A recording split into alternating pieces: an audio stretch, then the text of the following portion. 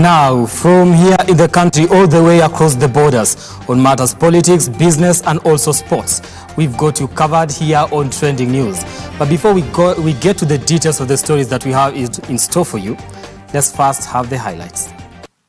The news headlines in association with Abby, your 24/7 digital personal banker, another digital innovation that gets things done. That's Africanacity. That's ABSA. On Trending News today, the cost of justice on the rise as the judiciary raises litigation fee in the newly published fee schedule. Welcome to the party. ODM leader Raila Odinga welcomes new members of the ODM party as they leave the original parties.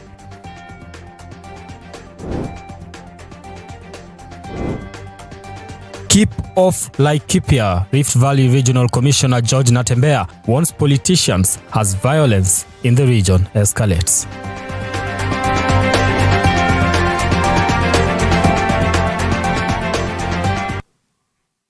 Now remember, you can get in touch with us on our social media handles at Amoy Brand on Twitter at LookUpTV. We are also live on Facebook and on YouTube. You can also send us an SMS on 20374. Now let's get started with matters politics. ODM party leader Raila Odinga has denied claims that he is the reason for the failed development of the Jubilee Party. I'll take that again. Now, Raila has said that President Kenyatta was cornered during his first term as president because his deputy, William Ruto, constantly undermined him. Now, Raila was speaking while receiving new ODM party members who have defected from various other parties, including Deputy President William Ruto's UDA. Raila said his handshake with President Uhuru Kenyatta saved the president's legacy because Kenyatta's government only started working for Kenyans in its second term after the president's fallout with his deputy William Ruto.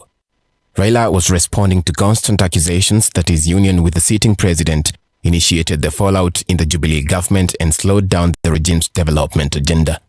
Odinga and DP Ruto have been attacking each other politically as they both seek popularity to propel the 2022 presidential ambitions. Ruto is campaigning on a social empowerment platform, promising to use the bottom-up economic approach adopted by US President Joe Biden to lift Kenya's poorest from poverty and accelerate economic growth. Raila has on multiple occasions dismissed Ruto's agenda as impractical. Odinga has also faulted Ruto's promises of economic growth if he is elected to State House as lies. Odinga cited Jubilee pre-election promises of laptops for school-going children in 2013 as unfulfilled lies, but seemed to absolve the president from the evils of Jubilee failures, saying he was pressured by Ruto throughout his first term. Odinga has also said that the need to amend the constitution through the Building Bridges initiative was there, but since it was blocked by the courts, himself and other BBI proponents will have to revisit the BBI at a later date. He said Nairobi County alone could have gotten 12 extra constituencies had the BBI been passed, with each constituency receiving 100 million shillings every year, but that has been lost after the BBI was stopped. Raila has, however, continued to insist that the drive for the BBI has not ended, but only been postponed to a later date. He has said ODM's agenda is based on social democracy and aims at an equal society where the gap between the richest and the poorest is not too wide. The former Prime Minister took shots at DP Ruto again, seemingly equating him to the richest person in the unequal society because of Ruto's recently exposed massive wealth. He has said ODM aims at creating an economy where the extremely rich are taxed so as to create better conditions for the extremely poor. Waris Kimathi, Look Up TV in Nairobi.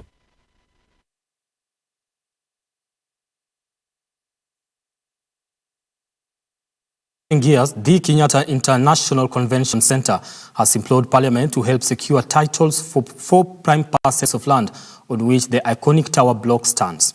Now, KICC CEO Nana Geshaga told the National Assembly's Public Investment Committee that efforts to secure ownership documents had stalled. Nancy Nelima has more on that story. Who owns KICC has been the big question in the recent weeks after an audit revealed that the parcel is not owned by the state corporation that runs the complex. Appearing before the Parliamentary Public Investment Committee to respond to the audit queries, Ms. Geshaga said KICC only owns a title deed for land measuring 1.69 acres where the tower block stands. Gachagua further added that KICC has no documents to prove ownership of the parking area commonly known as Commerce Grounds, land where Garden Square restaurant stands, and the statue of Kenya's founding president, Jomo Kenyatta. Ms. Gachagua, however, told the committee chaired by Abdul Somad Nasir that despite KICC holding the title deed for land where the office block stands, former ruling party KANU has filed a suit in court claiming ownership. KANU claims KICC as one of the party's assets, despite having been forcefully evicted from the building in 2013. In documents filed with the Register of Political Parties, KANU insists that it is the legitimate owner of the multi-billion property, claiming that it holds the title deed to KICC. Ms. Gachagua said Mr. Armstrong Kasuku, who trades as Garden Square restaurant owner, has also filed a suit claiming ownership. He stated that he was allocated the Garden Square land by former president and KANU chairman Daniel Arap Moi. MPs heard that the parking area land as well as where the Garden Square and Kenyatta statue stand in records appear as unlocated government land. Auditor General Nancy Gathungu had flagged the issue of the title deed for arguing it is not registered in the name of KICC, but the identity of the person or entity in whose name the title deed of the land, which is valued at 2.29 billion, is registered has not been revealed in the Public Auditor's Report for 2018-2019. The lack of this crucial document has exposed prime government land, including those owned by state corporations and public utilities, such as schools, to the risk of invasion by private developers. Nancy Nalima, Look Up TV. Now, every 8th of September, the world marks Physiotherapy Day, also called World PT Day. Now, it was designated in 1996 and promoted by World Physiotherapy. Now, World Physiotherapy's work is directed to furthering the physiotherapy profession in order to improve global health. Now, this year, World PT Day will focus on the rehabilitation, long COVID, and role of physical therapists in the treatment of people affected by the coronavirus. Joint pains that include back pain, arthritis, and even Down syndrome are some of the conditions that can be treated or managed through physiotherapy. Today is World International Physiotherapy Day, a day that therapists celebrate what they do best to improve the lives of people, mostly their patients that include children and adults. According to Dr. Henry Banda, the head of Physical Medicine and Rehabilitation Department at the Karen Hospital, it is not an alternative or traditional way of treatment, but a medical one that saves lives. Today being 8th September, it is a World Physiotherapy Day. And world means world, meaning if you go to Rome, they are speaking World Physiotherapy Day. If you go to Tanzania, they are speaking World Physiotherapy Day. So is Kenya. Why World Physiotherapy Day? It is a day that we as physiotherapists around the globe come together, stop, and reflect on our contribution. So every year there's a theme that is designed and it is celebrated all over. Physiotherapy is a branch of medicine that deals with human functionality with respect to movement. So a physiotherapist's role is to promote and maintain optimal, meaning the best available functional movement a human being can achieve or have, maybe after an injury or after an illness or infection, or just to enhance their overall well-being. You don't have to be literally sick to seek physiotherapy. Physical medicine is divided into 4 subsections, including occupational therapy and speech therapy. Mark Nyacheo, an occupational therapist, says they treat a wide range of patients using different methods and equipments to make life bearable for their patients, who include autistic children. The of a child is play and schooling. So any condition which limits the child from doing the normal play or from schooling normally, it's in conditions like cerebral palsy, which interferes with the physical development of the child. They are usually delayed in development. Conditions like sensory integration disorders, where we have autism spectrum disorders. We have learning disabilities. We have other language and communication disabilities like Down syndrome. We have conditions like birth-related deformities, and we have children with Down syndrome. So these conditions, we address them here to identify the specific needs, if it's concentration, fine motor skills, and these are some of the equipments we use for such a kind of training. So all these activities are geared towards that. So when we're talking about concentration, for instance, a child is able to sit down, maybe take this from this end up to this end, and repeat and all that. So when you are talking of a child who is hyperactive or limited attention span, but with this kind of activity and with repetition, that's what they call sensory integration therapy, which is an occupational therapy. Speech-language therapy is a treatment for most kids or adults with speech or language disorders. Some of the reasons one may need speech therapy may include autism, hearing impairments, weak oral muscles, among others. So in speech therapy, we train and treat people who have lost abilities in speech, production of speech, acquisition of speech, understanding spoken, signed, or written language. That is what we basically do in speech and language therapy. Yes, stammering can be treated. It can be acquired or developmental. It's actually neurological, and depending with what type of stammering people has, it's actually in 3 categories. There is stuttering, which we also call this block. There is repetitive stammering. So for example, one wants to say mom, you might hear somebody try and say mom. For block is where somebody also wants to say mom. I'll just use the same example, and they can go mom. So that is block stuttering. In stuttering, we have to first understand what is causing your stuttering, in what conditions that can cause your stuttering. Most of the people, when they're talking in public, they actually stutter, and they might think they are stammerers. But in real sense, it's basically stuttering related to a certain condition. Apart from eating a well-balanced diet, experts also advise one to exercise with guidance from proper and trained therapists or instructors. Sally Limo, Lookup TV, Nairobi. Now, that story brings us to our first break today. But before we do that, let's just take a look at what people are saying on World Physiotherapy Day. Happy World Physiotherapy Day to all physiotherapy staff and students, and thank you for your efforts to improve people's lives and make them move better. Somebody else says, celebrating World Physiotherapy Day, of course, with a cake.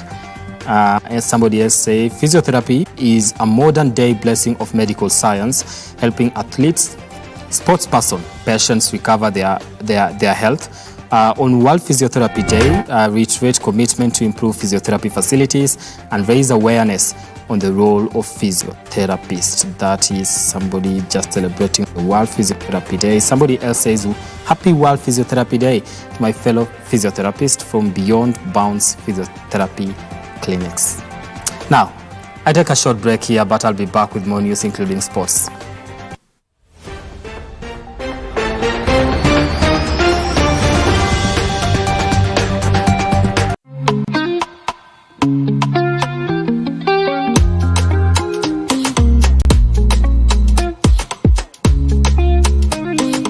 The future of money is simple, like unlocking possibilities with a smile. And having the world in the palm of your hand.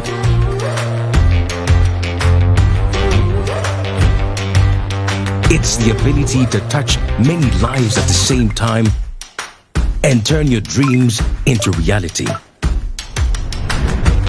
It's forgetting and still remembering. Simple is having everything that you love in one place. From the ticket to your next meal, to your ticket to the next holiday. It's an easy way to ask for a boost when you're low. And keeping track of everything on the go. The future of money is simple, and it's here. Download the new M-Pesa app today. Please make those payments and take dinner out the freezer. Enjoy your day off.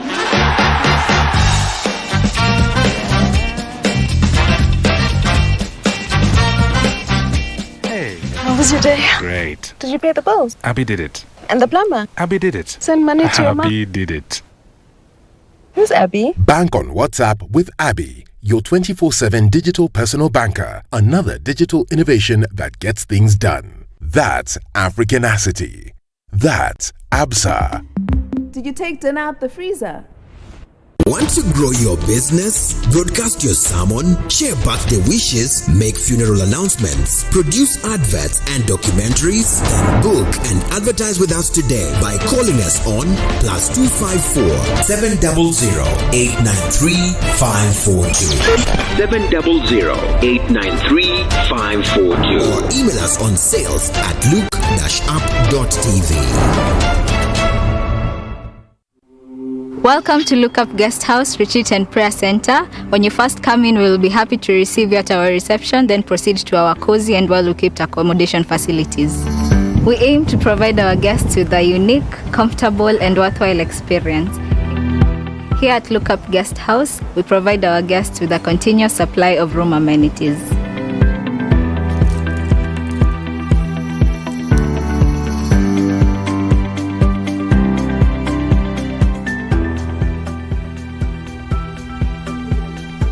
A cool environment for all your retreat activities. Look Up Guest House, Retreat and Prayer Center. For reservation, contact us on info@lookupguesthouse.org or call us on 0746 788 707. Like, follow, subscribe, click the notification button. Join the Look Up TV movement now.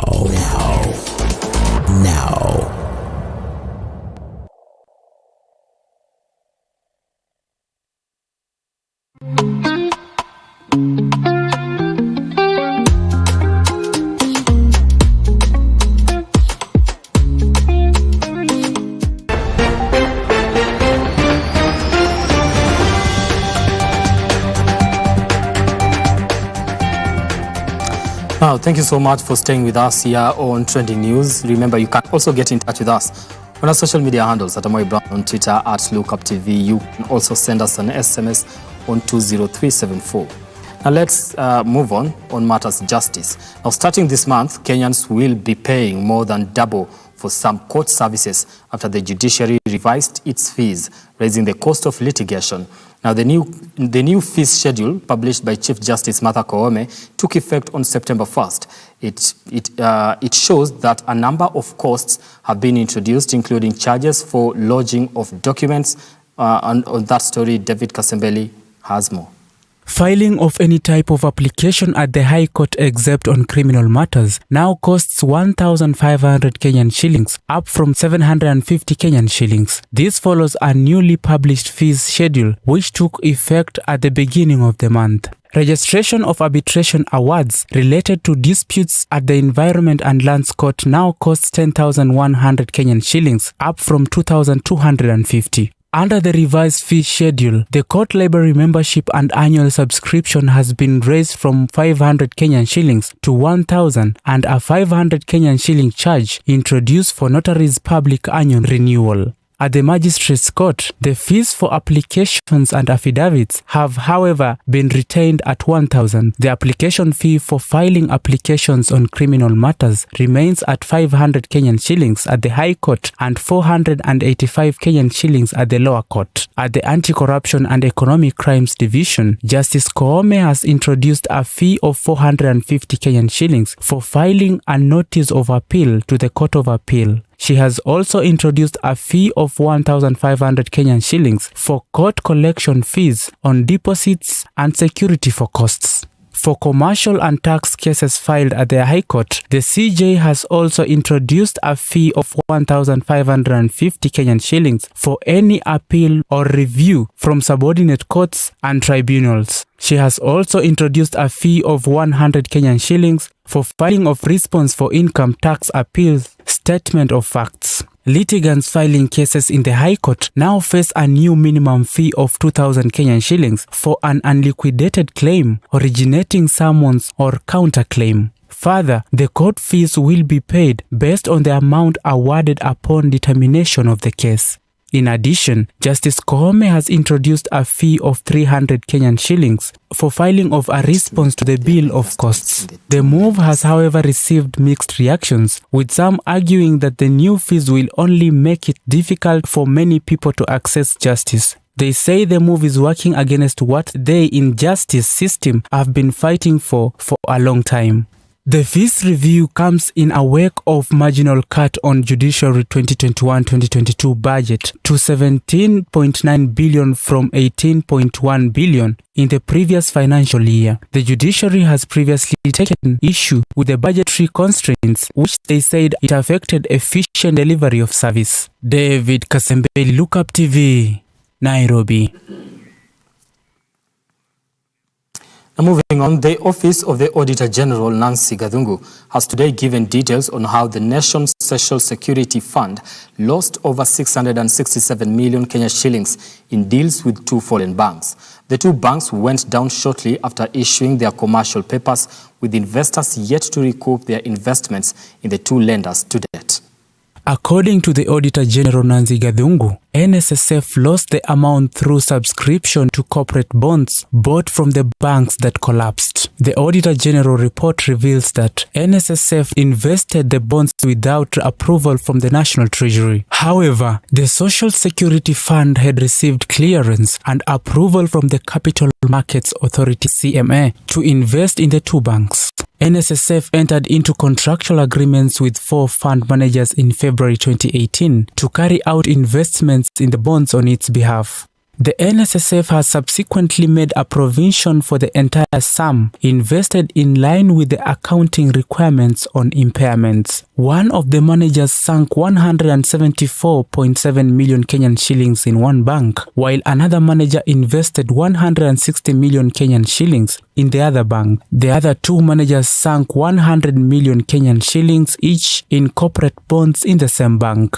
In the second bank, two managers lost 90 million Kenyan shillings and 42.2 million Kenyan shillings in a fixed bond meant to last for 5 years and 4 months. The audit report stated that the circumstances that the realization of the investment in corporate bonds invested by the fund managers could not be ascertained. Therefore, the members' contribution are at risk of being lost. The two banks went down shortly after issuing their commercial papers, with the investors yet to coup their investment in the two lenders to date. In April, the CMA commenced enforcement proceedings against former board members of one of the banks over failure to oversight the compromised bond issue to investors. Details in a commercial paper issue dated September 2015 reveal that some directors had sustained financial statement fraud since 2006. Although depositors in the two banks are assured of part of the funds held in the banks, corporate bond holders are likely to walk away empty-handed, there being no current cover for the asset class. David Kasembeli, Lookup TV, Nairobi. Switching gears, the Port of Lamu requires 17.4 billion to be completed. Now, this is according to the Kenya Ports Authority. Now, the money will go into buying equipment and complete the construction of the two berths at the port. Now, tender documents show that the KPA targets borrowing 12.4 billion from local and foreign banks, of which 3.2 billion will be used to complete construction works at the port that is not yet fully operational. Now, some 3.1 billion from the loan is to be used to purchase marine equipment and 6.1 billion for yards operation. Now, according to the state agency, it further plans to raise 5 billion shillings internally for general equipment security and ICT installations.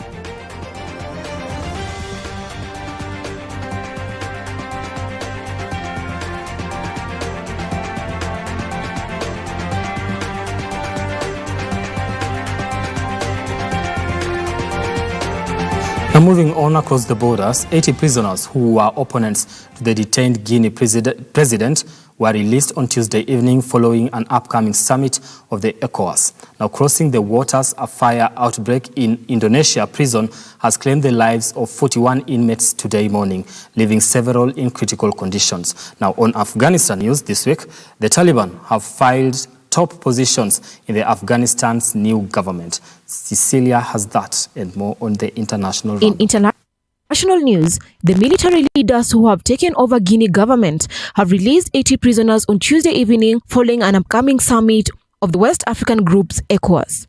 The prisoners were opponents of the detained Guinea president Alpha Condé. West African countries have threatened sanctions following President Condé's overthrow. The leaders of the ECOWAS bloc are set to meet virtually to discuss the Guinea coup and political transition in Mali. Coup leader Mamadi Doumbouya has promised a transitional government of the national unity but has not clearly outlined what that will entail. Guinea's main opposition leader said he has not been consulted about the transition but is ready to send representatives to participate in the process for the purpose of bringing the country to order. The uprising is the third in West and Central Africa. The soldiers that led the coup have stationed army officers at the top of the Guinea's 8 regions and administrative districts. Crossing over to the other side, a fire outbreak claimed more than 40 lives and injured dozens at an overcrowded jail in Indonesia's Banten province early today. The fire that broke out at 1:45 in the morning had been put out and the cause is yet to be established. The block held a capacity of more than 120 inmates, according to Rika Arianti, the spokeswoman of the Prison Department of the Law and Human Rights Ministry. The prison housed more than its required capacity by 1,400 extra inmates according to the government data as of September. This deadly incident comes after 47 perished in a firework factory disaster in 2017. 41 people had died and 80 seriously injured. Among the 41 dead, 2 were foreign nationals from South Africa and Portugal. Rika Arianti said the bloc constituted 122 individuals who were being detained on drug-related offences in a bloc built to hold 38. The evacuation exercise by the authorities went beyond 8:30 in the morning at local time in Indonesia. Some of the bodies have been burnt beyond recognition. With 5 guards working on shift to guard a prison with over 2,000 people, fire detection and evacuation were difficult. Prison Department spokeswoman Rika said 13 guards had been on duty at the time of the fire outbreak. Wrapping up the international roundup, the Taliban filled top positions in Afghanistan's new government on Tuesday, including an associate of the Islamic militant group's founder as a premier and wanted man on U.S. terrorism list as the interior minister. The Islamic group took power over Afghanistan more than 3 weeks ago. U.S. projected concerns over the all-new male government, with figures linked to attacks on American forces. The interim cabinet is led by one Mullah Mohammed Hassan, an individual on the U.S. blacklist. World powers have advised on the key to peace, calling on the Taliban to embrace an inclusive government that will support its pledges upholding human rights. 1996 to 2001 is a period marked by bloody vendettas and oppression of women. Taliban Supreme Leader Hibatullah said the Taliban were committed to all international laws and treaties that are not in conflict with the Islamic laws. Their government, however, faces challenges in a conflict-torn country. Daily protests have continued since the Taliban takeover, challenging the new rulers. Taliban rule is characterized by women not allowed to take power. However, the Taliban have called for patience, promising to be more tolerant and inclusive, a commitment foreign powers rely on as a condition on whether to offer aid and investment desperately needed or not. Anti-Taliban forces in Afghanistan have, however, asked international communities not to recognize the new government as announced. Cecilia Lubanga reporting for Lookup TV, Nairobi. Now, thank you, Cecilia Lubanga, for that international roundup. Now, back here in the country and on matters security, former Laikipia North MP Mathew Lempurkel has been arrested by the police and detained at the DCI headquarters in Nairobi. Now, the Member of Parliament, who was arrested this morning at his home in Rongai, Kajiado County, is being accused of engaging in the ongoing attacks in Laikipia County. This comes as Rift Valley Regional Commissioner George Natembeya wants politicians to keep off the region, saying that this is not the time to play politics with security matters. Mathew Lempurkel has become the latest high-profile person to be arrested in connection to the escalating security situation at the Laikipia Nature Conservancy. Kenya's National Security Council imposed a dusk-to-dawn curfew between 6 p.m. and 6 a.m. at the Nature Conservancy and its environs as it began an operation to flush out illegal occupants. As part of the operation, the government gave all leaders, including politicians and businessmen, 2 days to remove their livestock from the area. According to the National Police Service, the operation is in place to deal with ongoing insecurity as a result of rampant rampant banditry arising from competition for water and pasture, as well as a surge in illegal gun ownership, which escalated the violence. The arrest of the former MP comes as tension continues to build in the area that has been ravaged by insecurity. While addressing the press a few hours ago, Rift Valley Regional Coordinator Geoffrey Natembeya has indicated that the information they have is that some politicians are inciting people by asking them not to leave the protected area. Mr. Natembeya has added that more senior leaders will be arrested as the government gets more concrete evidence against them. Calvin Kodalo, Lookup TV, Nairobi. Now, let's cross to, or rather get sporty. Two-time world 500 meters champion Hellen Obiri will be eyeing a third Diamond League trophy as she ends her glittering track career at the Diamond League Series in the finals set for next Tuesday. Now, it will be in Zurich, Switzerland. Now, Obiri, who bagged Diamond League titles in 2017 and 2018, will be hoping to reclaim the title she lost to Sifan Hassan in last year's campaign. And in the football circles, England head coach Gareth Southgate says that he is open-minded about the World Cup being held after every 2 years, even as the hot debate on the issue rages on. The 31-year-old remains a pre-race favourite, admitted to feeling some pressure ahead of the showdown where she will be facing off with some 10 women. The two-time Olympic silver medalist revealed that she will be heading to the road races next season as she explores the next phase of her career. The two-time world 5,000-meter champion Hellen Obiri will be eyeing a third Diamond League trophy as she ends her glittering track career at the Diamond League Series, set to be held next Tuesday evening in Zurich, Switzerland. Obiri, who bagged Diamond Leagues in 2017 and 2018, will be hoping to reclaim her title she lost to Sifan Hassan at last year's campaign. In the men's 5,000 meters, the Kenyan quartet of Nicholas Kimeli, Michael Kibet, Jacob Krop, and Bethwel Birgen will battle it out for the top honours. Elsewhere, the England national team head coach Gareth Southgate has said that he is open-minded about the World Cup being held after every 2 years, though he thinks that the competition could lose its worldwide appeal if it moves away from its 4-year cycle. The proposal about changing it into a biennial event has been met with notable opposition, for instance from European football governing body UEFA. Southgate said that all stakeholders need to be involved in the decision-making process. Alvin Hayumbi, Lookup TV, Nairobi.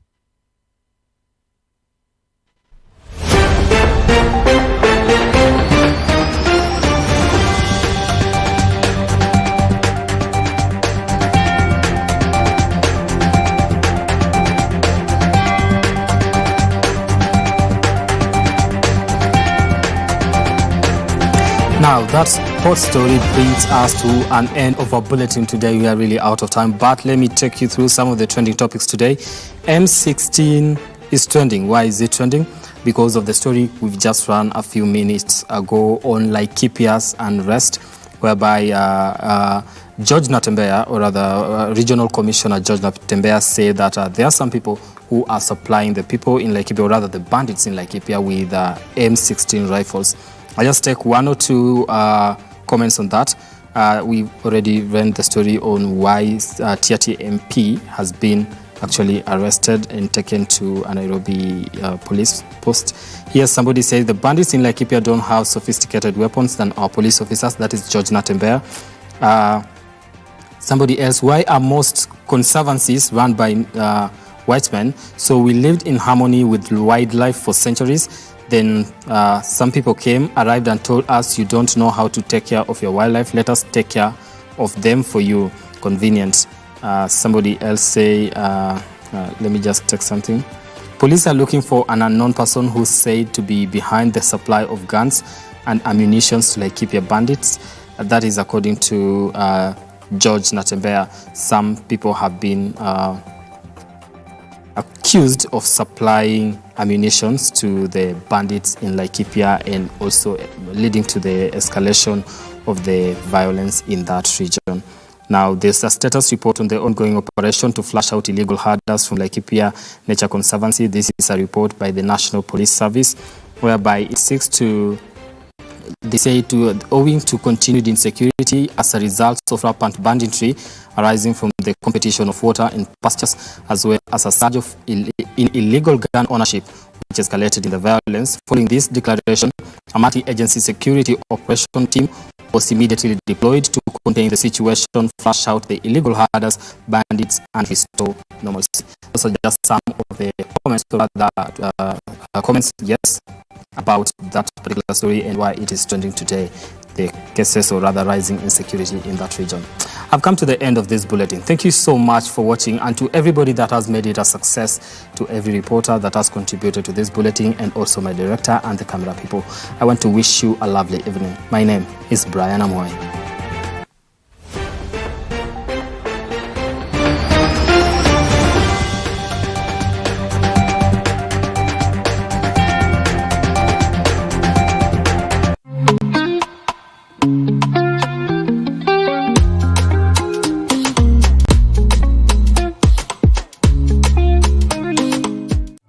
We value your feedback and welcome your complaints about our programming and operations. Feel free to get in touch with us through 0700 893 542 or send us an email to views@look-up.tv. We can't wait to hear from you.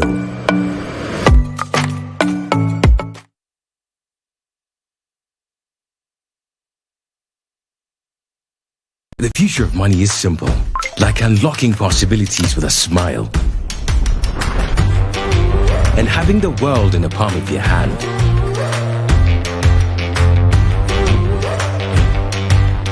It's the ability to touch many lives at the same time and turn your dreams into reality. It's forgetting and still remembering. Simple is having every